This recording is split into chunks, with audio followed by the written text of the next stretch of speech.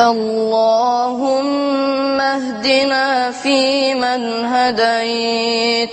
وعافنا فيمن عافيت وتولنا فيمن توليت وبارك لنا فيما أعطيت وقنا واصرف عنا شر ما قضيت سبحانك تقضي بالحق ولا يقضى عليك إنه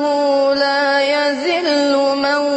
واليت ولا يعز من عاديت تباركت ربنا وتعاليت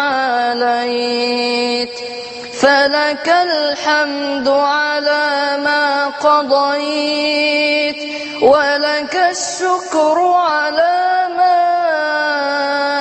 أنعمت به